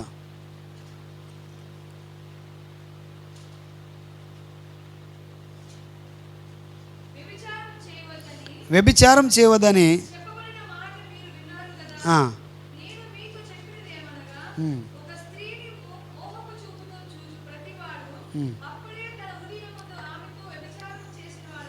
ఒక్క నిమిషం. దేవునికి స్తోత్రం, హల్లెలూయా. ఓకే, అయితే చూడండి, ఇక్కడ ఇంకొక విషయాన్ని మనం చూడాలి. ఏంటంటే ఒక స్త్రీని అనేక మంది వచ్చి ఆమె వ్యభిచారంలో దొరకబడిందని ఆమెను కొట్టడానికి వెంబడిస్తారు. రాళ్ళు రువ్వి ఆమెను చంపాలని అక్కడ ఉన్నటువంటి శాసనాన్ని బట్టి అనేక మంది ఆమెను వెంబడిస్తారు. హల్లెలూయా. వెంబడించినప్పుడు అందరూ కూడా వచ్చి చిన్నవారు మొదలుకొని పెద్దవాళ్ళు అందరూ కూడా రెడీగా ఉంటారు. యేసు ప్రభు దగ్గరికి ఆ స్త్రీ వచ్చినప్పుడు ఆయనను ఆడ ఉన్నప్పుడు ఆమెను ఆయన చెరదీసి ఆమెను క్షమించి, మీలో ఎవరైనా తప్పు చేయకపోతే, మీలో ఎవరిలోనో పాపం లేకపోతే మీరేం చేయండి, ఇప్పుడు ఆమె మీద రాయి వేయండి, విసిరేయండి అని చెప్పి ఆయన మాట్లాడి కింద కూర్చొని ఏదో రాస్తున్నట్టుగా బైబిల్ గ్రంథంలో చూస్తాం. ఆ తర్వాత వాళ్ళందరూ కూడా రెడీగా ఉన్న వీళ్ళందరూ ఏం చేయబడినారంటే వెంటనే రాళ్ళు వదిలేసి అందరూ వెళ్ళిపోయారు. అక్కడ రాయబడినది ఏంటంటే చిన్నవారు మొదలుకొని పెద్దవారి వరకు, హల్లెలూయా, అందరూ కూడా ఒక్కరు కూడా రాయేయకుండా వెళ్ళిపోయారు.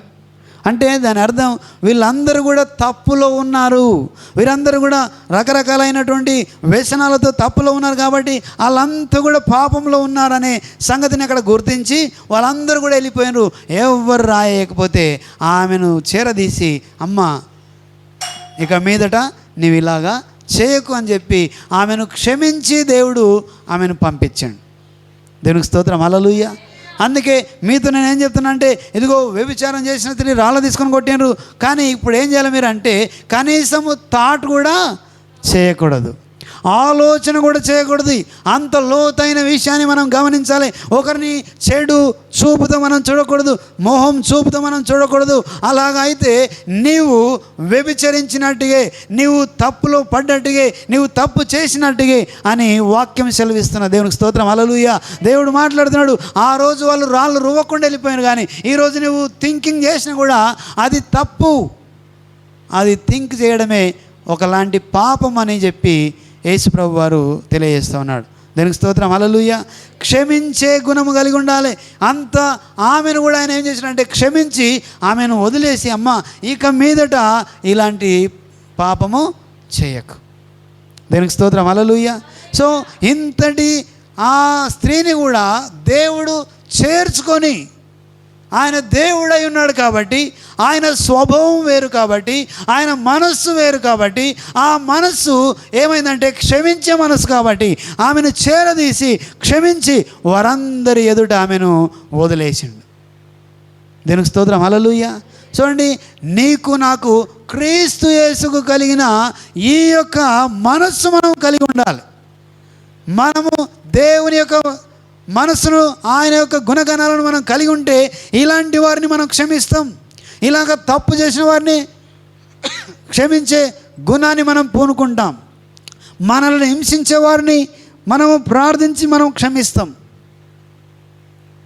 అయితే ఒకటి చాలాసార్లు మనం కొంచెము కఠినంగా మనము ఒకసారి మాట్లాడితే, ఒకవేళ తప్పుదోవలు చాలామంది నడుస్తున్నారు ఈ రోజుల్లో. మనం గమనిస్తే భర్త భార్యకు విరుద్ధంగా వెళ్తూ ఉన్నారు. తర్వాత సమాజంలో యవనస్తులు విరుద్ధంగా వెళ్తూ ఉన్నారు. వాళ్ళ ఆలోచన విధానం వేరు, వాళ్ళ చేష్టలు వేరు, తల్లికి తెలియక తండ్రికి తెలియక పిల్లలు వెళ్తున్న విధానం వేరు. వాళ్ళు తప్పులో ఉన్నారని ఎవరన్నా వాళ్ళను కొంచెం వాళ్ళను నెమ్మది చేస్తే, వారిని ఆపడానికి ప్రయత్నం చేస్తే వారి అడ్డు తొలగించి ఆయన వాళ్ళ ఆ పనిని చేసుకోవడానికి వెనకాడట్లేదు. దీనికి స్తోత్రం, హల్లెలూయా. అంత కఠినమైన మనస్తత్వాన్ని కలిగిన ఇప్పుడున్నటువంటి ఈ యవన కాలంలో ఉన్న ప్రజలు ఏం చేస్తున్నారంటే, ఇప్పుడున్న సిచ్యువేషన్లో ఈ లోకంలో రకరకాలైన ఆ యొక్క ప్రభావాల చేత, ఈ యొక్క మీడియా ప్రభావం చేత వాళ్ళు చూస్తున్నదే నిజం, వాళ్ళు నమ్ముతున్నదే నిజం, ఈ కళ్ళతో చూస్తున్నదే ఇదే సత్యం అని చెప్పి వాళ్ళు ఏం చేస్తున్నారంటే వారిని అడ్డుపడ్డ వాళ్ళను, వారిని నెమ్మలించిన వారిని, వారికి జ్ఞానం తెలియజేయడానికి ప్రయత్నించిన వారిని కూడా వారు లెక్క చేయక వారు ఆ పనికి పూనుకుంటున్నారు. దీనికి స్తోత్రం, హల్లెలూయా. సో ఇలాంటి ఈ కుమార్తెను, ఈ కుమారుణ్ణి ఎలా క్షమిస్తారు తల్లిదండ్రులు? వారు తప్పులు వెళ్తున్నప్పుడు వారిని ఖండించడానికి వారు పూనుకుంటారు తప్ప, వాళ్ళు నొప్పిగా బాధగా ఫీల్ అయ్యి, అరే ఎంతగా మేము ప్రేమించాము, ఎంతగా ప్రేమించాము ఈమెను అయినా సరే మా మాట వినక వాడు తప్పులో వెళ్ళిపోయాడు, వాడి జీవితాన్ని పాడు చేసుకున్నాడు అని చెప్పి వాళ్ళు ఎంతగానో బాధపడే స్థితిలో ఇప్పుడు తల్లిదండ్రులు ఉన్నారు. దీనికి స్తోత్రం. హల్లెలూయా. యవన కాలాన్ని పాడు చేసుకునేవారుగా ఉన్నారు. దీనికి స్తోత్రం. హల్లెలూయా.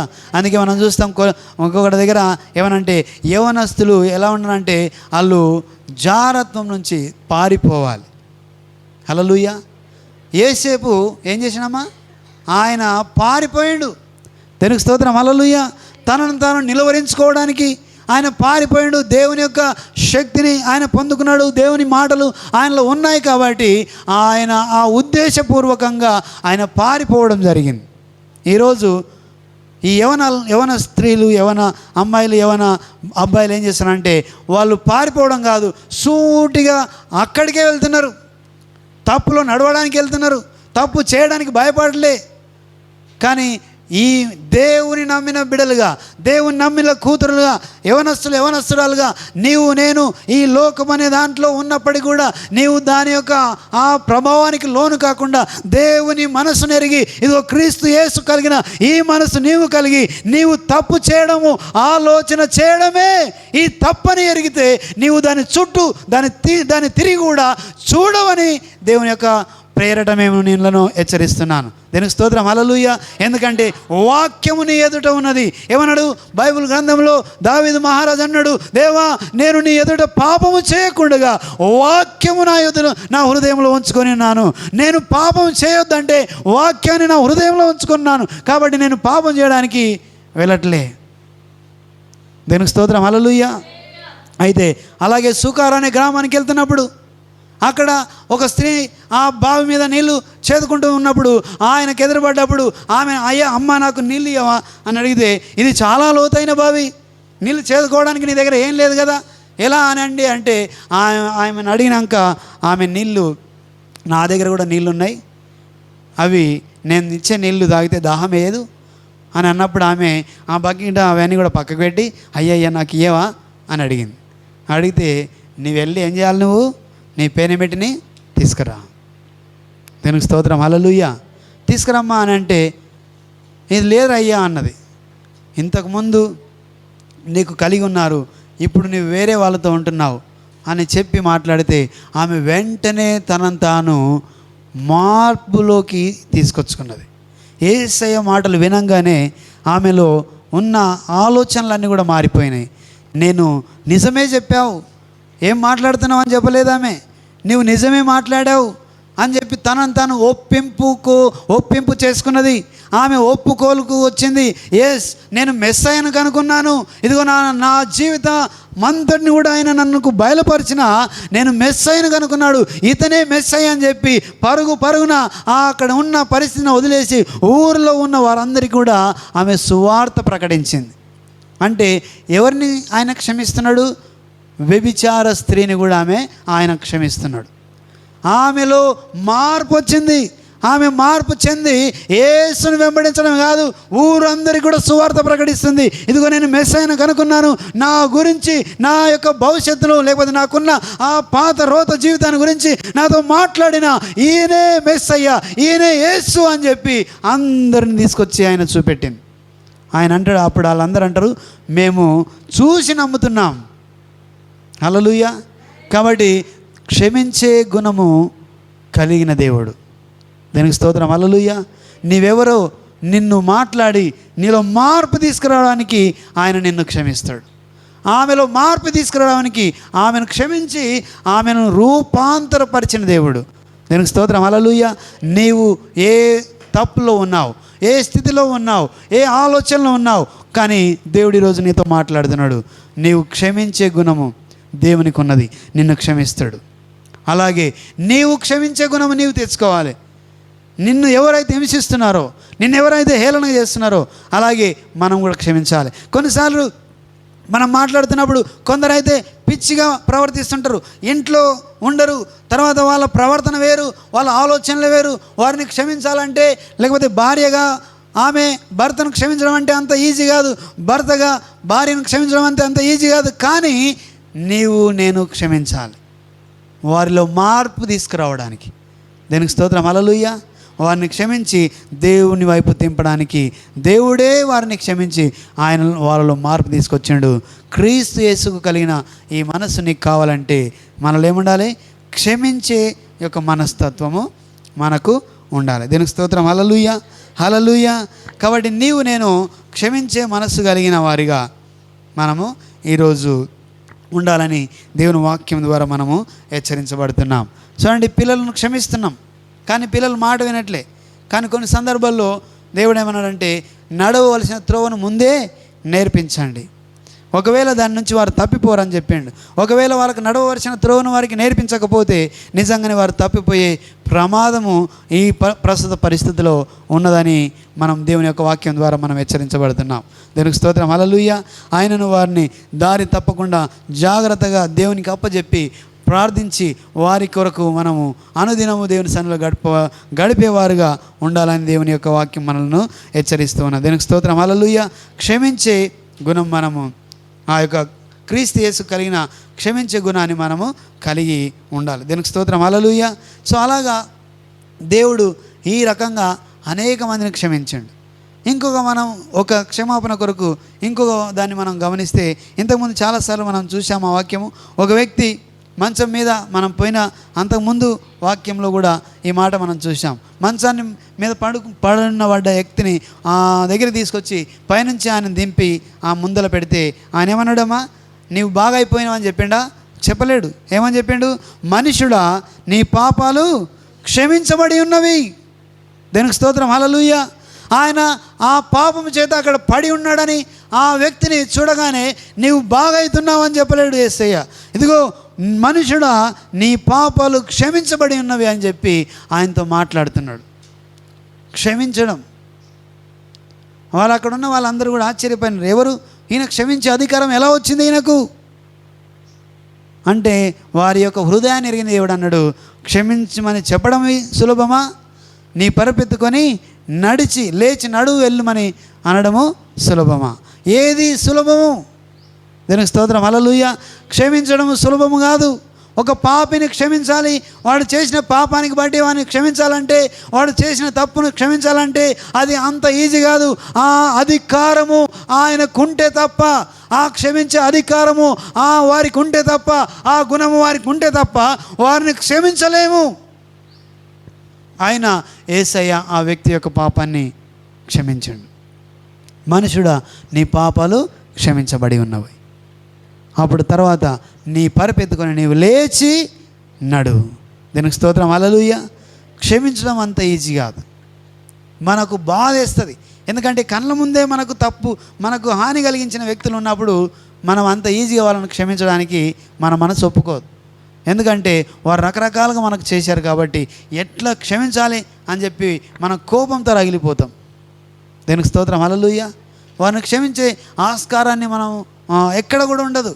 ఆయనను నీవు పరలోకపు తండ్రికి కుమారుడవై ఉండినట్టుగా, కుమార్తెవై ఉండినట్టుగా ఆయన మనస్సు నీవు కలిగి ఉండడానికి, ఆ క్రీస్తు యేసుకు కలిగిన ఆ తగ్గింపు మనస్తత్వము నీవు కలిగి ఉండడానికి, క్షమించే మనస్తత్వము నీవు కలిగి ఉండడానికి మనుషులను క్షమించాలి, వ్యక్తులను క్షమించాలి. నీ చుట్టూ హాని చేస్తూ నీ కొరకు కావలు కాస్తూ నీకేదో హాని కలిగించాలి, ఏదో చేయాలని ఎప్పుడైతే చూస్తున్నారో వారందరినీ క్షమించే ఆ గుణము, ఆ అధికారము దేవుని ద్వారా నేను పొందుకుంటే తప్ప వారిని క్షమించలేము.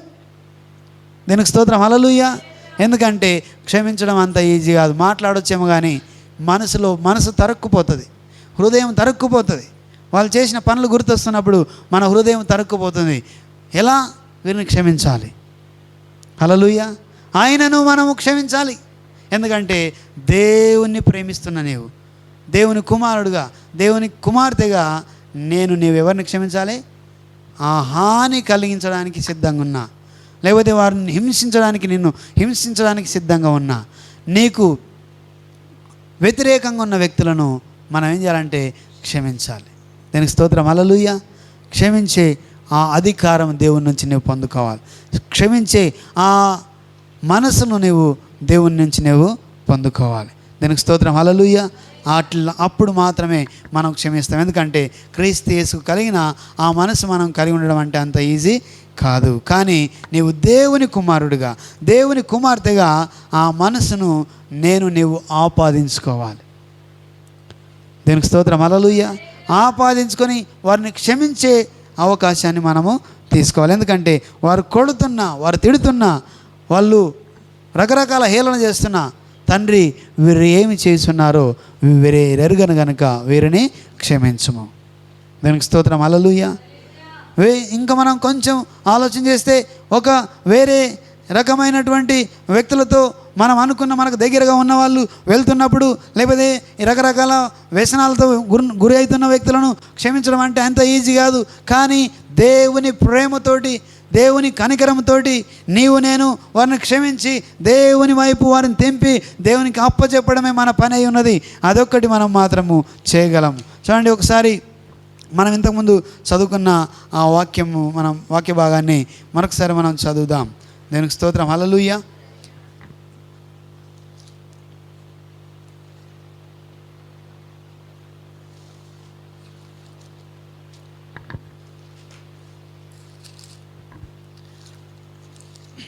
దేవునికి స్తోత్రం. హల్లెలూయా. తర్వాత ఇంకా ఏమి మనము క్రీస్తు వలె అంటే ఆ మనస్సు మనం కలిగి ఉండాలంటే ఇంకా ఏమి మనము కలిగి ఉండాలి? మొదటిది ప్రార్థన జీవితాన్ని మనము కలిగి ఉండాలి. రెండోది క్షమించే మనస్సును మనము కలిగి ఉండాలి. దీనికి స్తోత్రం. హల్లెలూయా. హల్లెలూయా. మూడవది మనం ఏమి కలిగి ఉండాలి?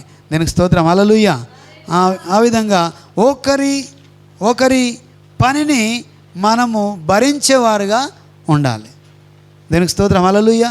ఒకరి యొక్క పనిని మనం భరించేవారుగా ఉండాలి. అలాంటప్పుడు మనం ఏం చేస్తామంటే వారిని క్షమించడానికి మనము అవకాశాన్ని తీసుకుంటాం.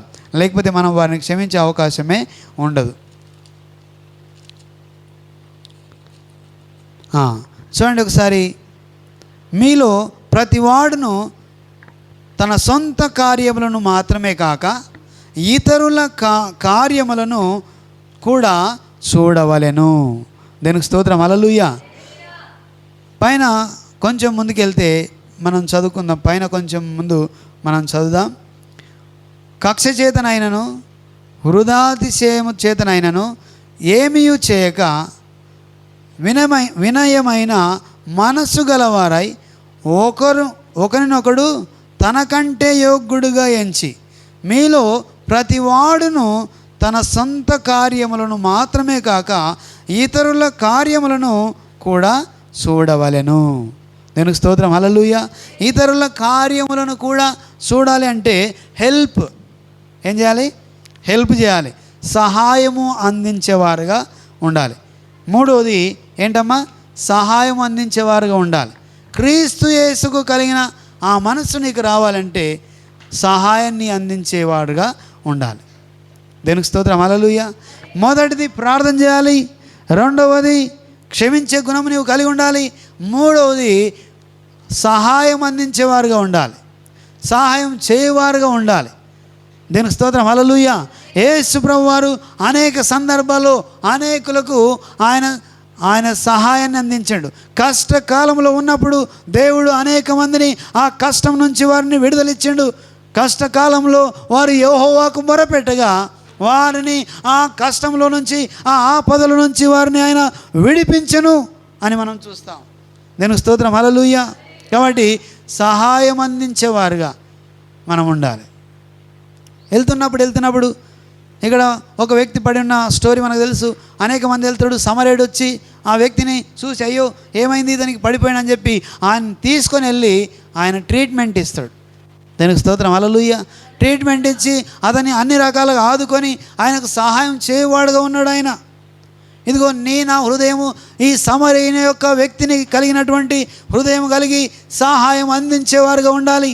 చాలా సందర్భాల్లో సహాయం అందించేటటువంటి పరిస్థితి ఇప్పుడు ఈ రోజుల్లో లేదు. కొన్నిసార్లు వెళ్తున్నప్పుడు ఏదన్నా జరిగితే మనం అక్కడ నిలబడి వారికి సహాయం అందించేటటువంటి టైం మనం తీసుకోలేం. కానీ దేవుడు సహాయాన్ని అందించేవాడుగా ఉన్నాడు. ఎట్లా సహాయం అందిస్తున్నాడు అని అంటే అనేక రీతులుగా మనం చూస్తాం. వ్యక్తులను క్షమించి వారిని బాగు చేసిండు. ఒక వ్యక్తి మనం గమనిస్తే 38 సంవత్సరాల నుంచి పడి ఉన్నాడు, కానీ ఆయనే స్వయంగా వెళ్ళి అతన్ని ముట్టి స్వస్థపరిచి ఆయనను బాగు చేసిండు. దేనికి స్తోత్రం, హల్లెలూయా. అలాగా వారిని సహాయం అందించి వారిని బాగు చేసి నడిపించిన దేవుడు. దేనికి స్తోత్రం, హల్లెలూయా. సో నీవు నేను సహాయము చేయవారుగా ఉండాలి. వాళ్ళకు సహాయాన్ని అందించే వ్యక్తులుగా మనం మారిపోవాలి, వ్యక్తులను నడిపించాలి. దీనికి స్తోత్రం, హల్లెలూయా. సో కాబట్టి ఇంకొంచెము మనము ఆలోచన చేస్తే కొన్ని సందర్భాల్లో సహాయం అందించేవారుగా ఈ లోకంలో ప్రస్తుతం ఈ సహాయం అందించే పని చేయడం అంత ఈజీ కాదు. కానీ మనము క్రీస్తు యేసుకు కలిగిన మనసును నీవు కలిగి ఉండాలంటే ఖచ్చితంగా సహాయాన్ని అందించాలి. ఏ సహాయం అందించాలి మరి అంటే, మామూలుగా ఎన్నో రకాల పనులు ఉన్నాయి, కానీ రక్షణ సహాయం అందించాలి. ఏ సహాయం అందించాలి? రక్షణ ఇచ్చే సహాయాన్ని అందించాలి. రకరకాల సహాయం చేసినప్పుడు కొన్నిసార్లు గుర్తుంటుకోరు, కానీ ఇదిగో ఈ రక్షణలోకి నడిపించే ఆ అవకాశాన్ని పూనుకొని వారిని దేవుని వైపు తెంపి వారికి రక్షణ ఇచ్చే భాగ్యాన్ని నువ్వు పూనుకుంటే ఖచ్చితంగా దేవుని ద్వారా వాళ్ళు నడిపించబడి పరలోక రాజ్యానికి వారసులవ్వే అవకాశం ఉంది. కాబట్టి ఈ రక్షణ సువార్తను అందించే సహాయాన్ని నీవు తీసుకోవాలి. దీనికి స్తోత్రం, హల్లెలూయా. ఇది అంత ఈజీ కాదు. ఇదిగో నీవు డబ్బులు ఇచ్చినా రక్షణ రాదు, ఇదిగో నీవు భాగ్యం ఇచ్చినా రక్షణ రాదు, బంగారం ఇచ్చినా రక్షణ రాదు, ఇంకా నీవేమి ఇచ్చినా కూడా రక్షణ రాదు. కానీ నువ్వు ప్రార్థించి వారికి సువార్త ప్రకటిస్తే వాళ్ళకేమొస్తుంది? రక్షణ వస్తుంది. దీనికి స్తోత్రం, హల్లెలూయా. రక్షణ పొందుకునేటటువంటి సహాయాన్ని అందించాలంటే అది కేవలము క్రీస్తు యేసుకు కలిగిన మనస్సు నీవు కలిగి ఉంటే వారికి సహాయాన్ని అందిస్తావు. వారికి ఉన్న అక్కరను ఎరిగి వారికి సహాయం ఇచ్చి వారిని దేవుని వైపు తింపడానికి అవకాశం ఉంటుంది. చిన్న చిన్న సహాయాలు అందించినప్పుడు వారు నిన్ను ఫాలో అయ్యే అవకాశం ఉంటుంది. ఆ వెంటనే నీవేం చేయాలంటే దేవుని యొక్క ఆ వెలుగును, దేవుని యొక్క మహత్కార్యాన్ని, దేవుని యొక్క సువార్తను వారికి చెప్తున్నప్పుడు వారి లోపల మనసులో మార్పు వస్తుంది. వారికి ఏమందించవచ్చు అంటే దేవుని యొక్క సువార్తను ప్రకటించవచ్చు. అప్పుడు వారు ఏం పొందుకుంటారమ్మా? రక్షణ పొందుకుంటారు. దీనికి స్తోత్రం, హల్లెలూయా. ఇలాగ మనం గమనిస్తే ఒక వ్యక్తి చూడండి, మనం చూస్తున్నప్పుడు అక్కడ ప్రార్థన చేస్తున్నాడు 3 గంటలప్పుడు అపొస్తలుల కార్యంలో చూస్తాం. ఆ వ్యక్తి దగ్గరికి ఆ ప్రార్థనకు ప్రతిఫలంగా ఆయన ఏం పొందుకున్నాడంటే దేవుని యొక్క దూత ద్వారా దర్శనంలో నీవు పలానా ప్రాంతానికి వెళ్ళు, నీకు ప్రార్థన చేస్తారు, నీవు రక్షణ పొందుకుంటావు అని అంటే ఆయనను పంపించి వాళ్ళందరూ సిద్ధపడ్డప్పుడు వాళ్ళ దగ్గరికి వచ్చి ఆ దైవ సేవకుడు వచ్చి రక్షణకు సంబంధించిన సువార్తను ప్రకటించి వారందరికీ కూడా రక్షణ ఇస్తాడు. ఇంటి వారందరూ కూడా రక్షించబడతారు. దీనికి స్తోత్రం, హల్లెలూయా. రక్షణ సువార్త అందించే సహాయాన్ని నీవు చేయాలి. క్రీస్తు యేసు ఏం చేస్తాడు? ఆయన ఏం చేస్తాడంటే అరణ్యంలో నుంచి ఆయన వచ్చిన వెంబడే ఆయన కొనిపోయిన తర్వాత వచ్చినాక ఆయన స్టార్ట్ చేసినవనంటే ఇదిగో దినములు దగ్గర పడినాయి, ఇదిగో ప్రభు రాకడ దగ్గర పడింది, మారు మనసు పొంది రక్షణ సువార్త ప్రకటించడం ఆయన మొదలుపెట్టాడు. మారు మనసు పొందండి, ఇదిగో రక్షణ పొందండి అని చెప్పి యేసు ప్రభు వారు సువార్త ప్రకటించడం ప్రారంభించాడు. సువార్త ప్రకటిస్తూ ఆయా ప్రాంతాలకు తిరుగుతూ అనేక మంది ముందర ఆయన వాక్యాన్ని ప్రకటిస్తూ అనేకులను ఆయన బాగుపరుస్తూ గుంటివారిని, గుడివారిని, ఇంకా రకరకాల వ్యక్తులను ఆయన బాగుపరుస్తూ వెళ్ళిపోయాడు. రక్షణలోకి రావాలని ఆయన ఉద్దేశం. దీనికి స్తోత్రం, హల్లెలూయా.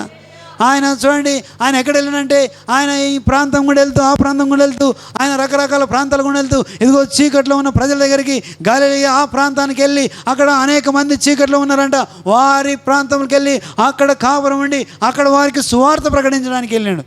ఇలాగా అనేక ప్రాంతాల గుండా ఆయన సువార్త ప్రకటించడానికి ఆయన వెళ్తూ ఉన్నాడు.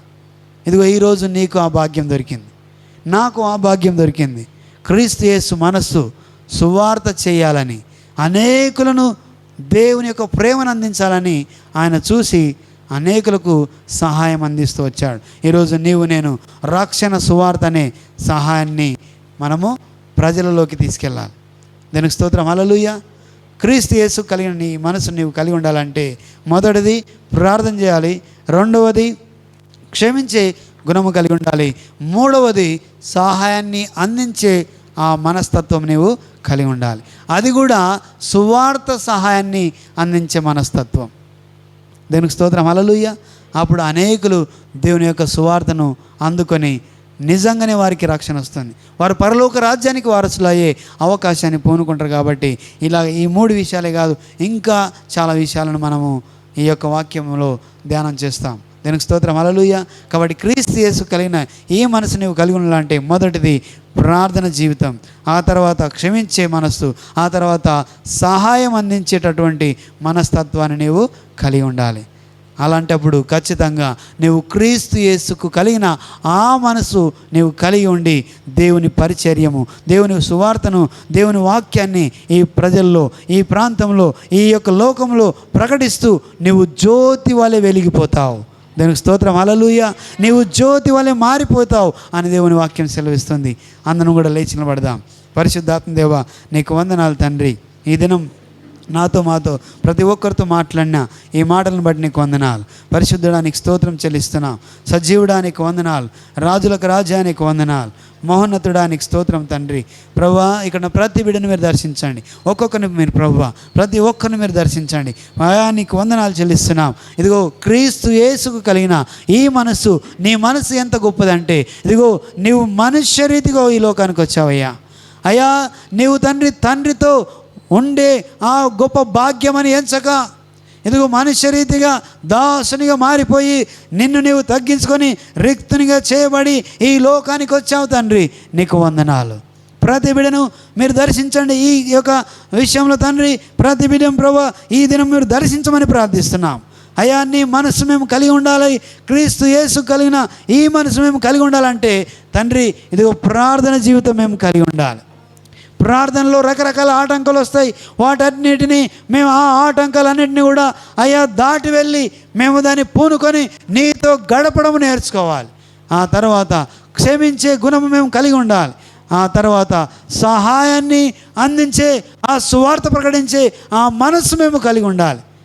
అవును తండ్రి, స్టెఫెను అలాగే తండ్రి ఫిలిప్పు సువార్త ప్రకటించే మనసుతో వారు అనేక ప్రాంతాలకు వెళ్ళారు.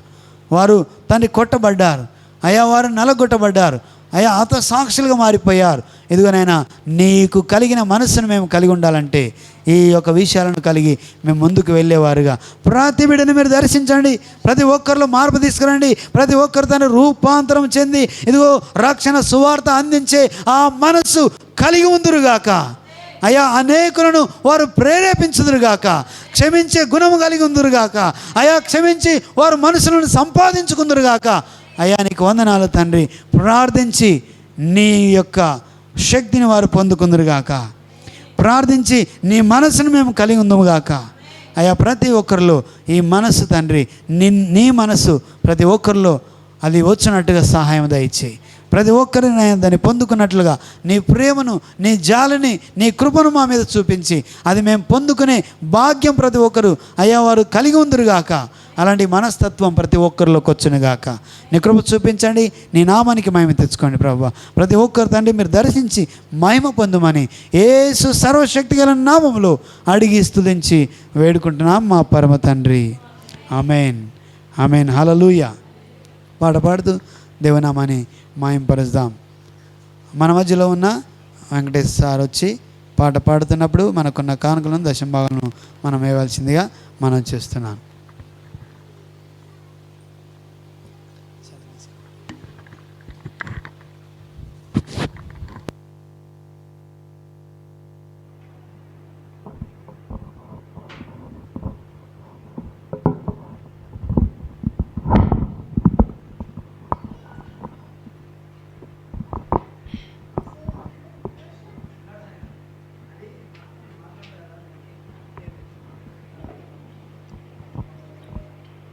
ఎవరి కోసము ఈ ప్రాణత్యాగము, ఎవరి కోసము ఈ ప్రాణత్యాగం, నీ కోసమే నా కోసమే కల్వరి పయనం, ఈ కల్వరి పయనం.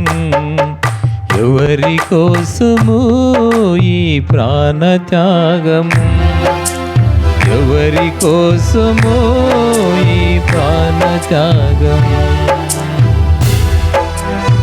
ఏ పాపము ఎరుగని నీకు ఈ పాపలోకమే సిలువ వేసిందా, ఏ నేరము చెయ్యని నీకు అన్యాయపు తీర్పునే ఇచ్చిందా, ఏ పాపము ఎరుగని నీకు ఈ పాపలోకమే సిలువ వేసిందా, ఏ నేరము చెయ్యని నీకు అన్యాయపు తీర్పునే ఇచ్చిందా. మోయలేని మ్రానుతో మొహము పైన ఉమ్ములతో నడవలేని నడకలతో తడబడుతూ పోయావా, సోలివాలిపోయా. ఎవరి కోసము ఈ ప్రాణత్యాగం, ఎవరి కోసము ఈ ప్రాణత్యాగం. నీ కోసమే నా కోసమే కల్వరి పయనం, ఈ కల్వరి పయనం. ఎవరి కోసము ఈ ప్రాణత్యాగం, ఎవరి కోసము ఈ ప్రాణత్యాగం. జీవ కిరీటము మాకు ఇచ్చావు, ముల్ల కిరీటము నీకు పెట్టాము.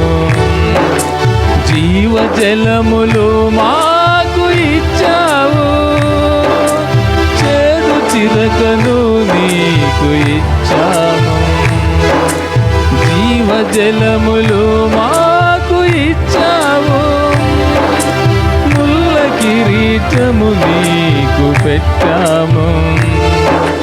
జీవ జలములు మాకు ఇచ్చావు, చేదు చిరకను నీకు ఇచ్చాము. మా ప్రక్కన ఉండి మమ్ము కాపాడుతుండగా నీ పక్కల పల్లెముతో ఒక్క పోటు పొడిచితిమి. తండ్రి, వీరేమి చేయుచున్నారో వీరెరగరు, వీరిని క్షమించు అని వేడుకున్నా. పరమ తండ్రిని ఎవరి కోసమో ఈ ప్రాణత్యాగము, ఎవరి కోసమో ఈ ప్రాణత్యాగం. నీ కోసమే నా కోసమే కల్వరి పయనం, ఈ కల్వరి పయనం. ఎవరి కోసమో ఈ ప్రాణత్యాగం, ఎవరి కోసమో ఈ ప్రాణత్యాగం.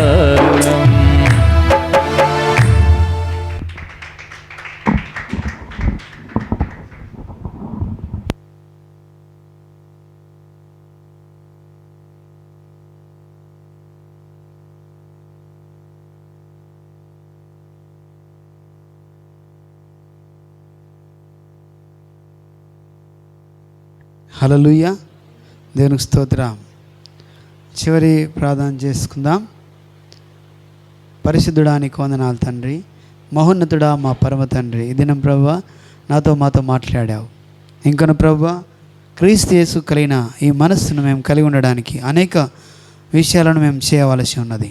వాటన్నిటిని మేము ధ్యానించడానికి సహాయం దయచేయి ప్రభువా. ప్రార్థించే మనస్సు, అలాగే క్షమించే గుణము మనస్సు, అలాగే సహాయం అందించే ఆ మనస్సు ప్రతి ఒక్కరికి కలుగునుగాక, ప్రతి ఒక్కరు కలిగి ఉందరుగాక. అయా అనేకులను వారు చేరుకుందరుగాక, అనేకులను తండ్రి దేవుని యొక్క కృపను ప్రేమను వారు ప్రకటించుదురుగాక. అలాంటి తండ్రి ప్రభు ప్రతి బిడ్డను మీరు మలచమని ప్రార్థిస్తున్నాం. ప్రతి ఒక్కరిలో తండ్రి నూతనత్వం వచ్చునుగాక. క్రీస్తు యేసుకు కలిగిన ఆ తగ్గింపు మనస్తత్వము ప్రతి ఒక్కరిలోకి వచ్చునుగాక. అయా ఆ రీతిగా ప్రతి ఒక్కరు నాయన ఈ యొక్క జీవితాన్ని కలిగి ఉండి వారు నడుచుకుందురుగాక. ప్రతి బిడ్డను ప్రభు బలపరచండి, మీ శక్తితో నింపండి. ప్రార్థన చేయడానికి ప్రతి ఆటంకము తొలగించుకుందురుగాక. నీతో ఏకమై వారు జీవించుదురుగాక. అయ్యా నీతో మాట్లాడే సమయాన్ని ప్రత్యేకంగా వాళ్ళు కేటాయించుకుందురుగాక. ప్రతి బిడ్డను బలపరచండి ప్రభువా. అయ్యా నీకు వందనాలు. ఉన్న ప్రతి ఒక్కరిని మీరు అయ్యా తండ్రి అయ్యా పురిగొల్పినందుకు నీకు వందనాలు. ప్రతి ఒక్కరిని బలపరిచినందుకు నీకు వందనాలు. ప్రతి బిడ్డ తండ్రి ఆ వాక్కును తీసుకొని అలాంటి మనస్తత్వం కలిగి, తగ్గింపు మనస్తత్వం కలిగి, ఇగో రిక్తులుగా చేయబడి అయ్యా వారు తండ్రి నీ కొరకు నిలబడుదురుగాక. అయ్యా నీ ప్రభా రాజ్య సువార్తను ప్రకటించుదురుగాక. అలాంటి గొప్ప కార్యం ప్రతి ఒక్కరిలో కలిగించి మహిమ పొందమని నేను వాక్యం ప్రతి బిడ్డలో గొప్ప నూతనత్వం కలిగించి నడిపించమని యేసు సర్వశక్తి గల నామంలో ప్రతి ఒక్కరిని ముద్రించమని ప్రార్థిస్తున్నాం తండ్రి. ప్రతి ఆటంకమును ప్రతి బలహీనతను యేసు నామములో తొలగిస్తున్నాం తండ్రి. నీ యొద్దకు రావడానికి ఉన్న ప్రతి ఆటంకము యేసు నామములో తొలగిపోవునుగాక. అయా సంపూర్ణంగా వారు విడుదల పొందుకుందురుగాక. అయా ప్రతి బలహీనతను యేసు నామములో లయపరుస్తున్నాం. బలము దయచేయి తండ్రి, ఆరోగ్యము దయచేయి. మీ శక్తితో నింపండి, మీ ప్రభావంతో నింపండి తండ్రి. నీకు వందనాలు. క్షమించే యొక్క గుణం తండ్రి మేము కూడా కలిగి ఉందాము గాక. తండ్రి నాయన నీకు వందనాలు. ఇచ్చిన కానుకలను 30 అంతలుగా 100 అంతలుగా 60 అంతల ఫలం వారు ప్రభా వారు పొందుకుందురుగాక. అలాంటి గొప్ప కార్యం ప్రభా ప్రతి ఒక్కరిలో కలిగించమని ప్రార్థిస్తున్నాం. నీకు వందనాలు తండ్రి. నీ నామానికి మహిమ తెచ్చుకోమని యేసు సర్వశక్తి గల నామంలో ప్రతి ఒక్కరిలో ప్రభా ఈ వాక్యం ఫలింపు నెరవేర్చబడునుగాక. నీ కార్యం జరిగించి మహిమ పొందమని యేసు నామములో అడుగుచున్నాం మా పరమ తండ్రి. యేసు రక్తమే జయం, ప్రభు యేసు రక్తమే జయం. యేసు నామములో సంపూర్ణ విజయం కలుగునుగాక. ఆమేన్. తండ్రి యొక్కయు కుమారుని యొక్కయు పరిశుద్ధాత్మ యొక్క అన్యోన్య సహవాసం సదాకాలము మనందరిని నడిపించి తోడండి ఆ యేసు క్రీస్తు కలిగిన గుణము మనకిచ్చి నడిపించునుగాక. ఆమేన్. ఆమేన్. Praise Lord. అందరికీ వందనాలందరికీ. అలాగే